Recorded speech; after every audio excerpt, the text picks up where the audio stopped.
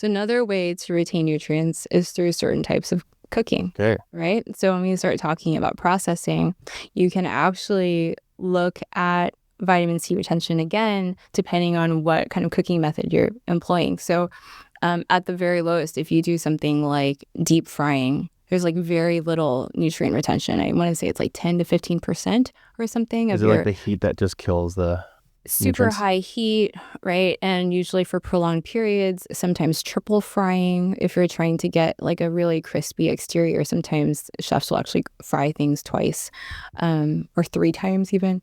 And then on the other end of the spectrum is like steaming, right? Which actually has a very high nutrient retention.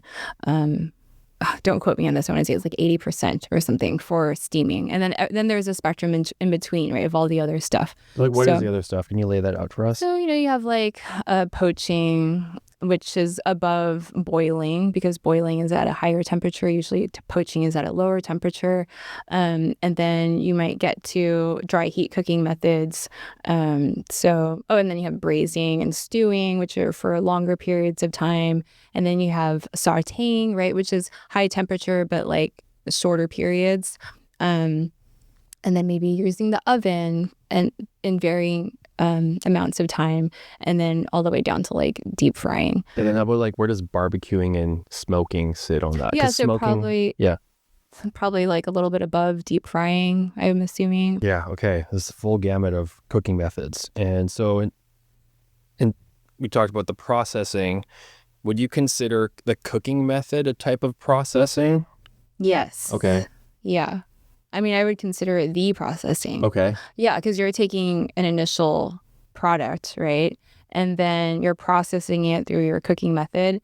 And then your final outcome, your final product is whatever happens at the end of your cooking, right? And it's the same thing if you're talking about industrially processed foods. You have your original ingredients, goes through factory processing.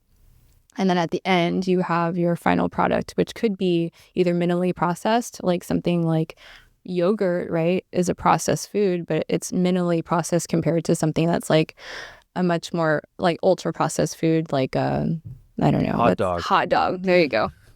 Hot dogs. Thank you. Yeah. Yeah.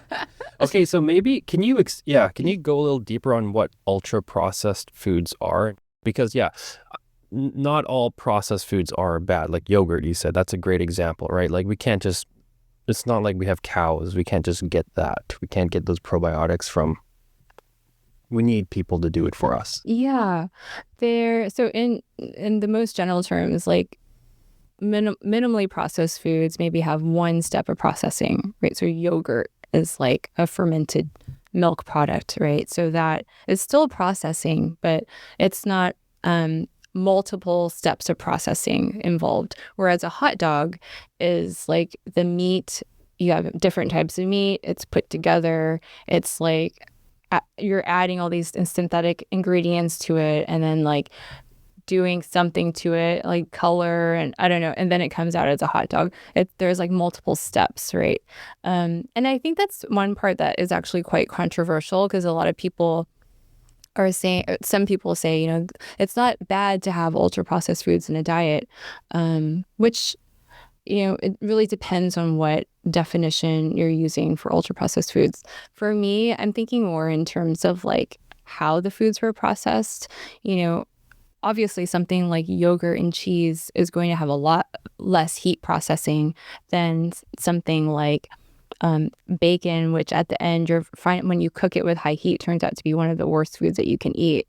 So I think it really depends on like what the food is.